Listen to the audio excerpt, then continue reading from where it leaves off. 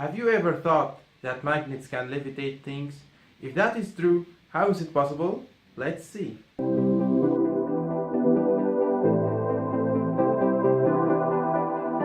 What is a magnetic field? A magnetic field is a vector field in the neighborhood of a magnet, which pulls on magnetic materials such as iron and attracts or repels other magnets. As you know, there are a lot of diamagnetic materials such as strawberries, frogs, water, and gold. Diamagnetic materials are repelled by magnets. So let's see what will happen if we put a diamagnetic material in a strong enough magnetic field. As you see, the magnet is levitating the frog, and that is what's called diamagnetic levitation. And here is another example of what's so-called diamagnetic levitation.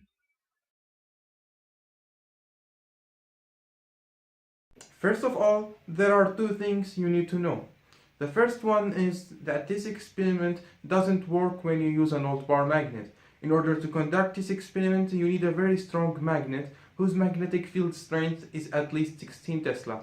The second thing is that we use frogs in this experiment because they have a high water content, which is a very good diamagnetic material. However, how is it possible that a magnet levitates a frog?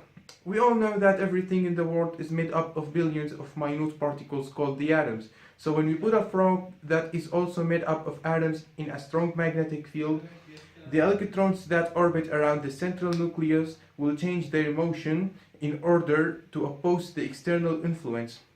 And that makes the frog made up of very small magnets.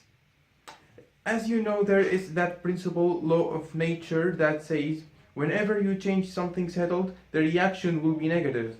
And that's why the electrons try to oppose the external influence by making their own magnets. Thus, the atoms behave like magnetic needles pointing in the opposite direction of the applied field.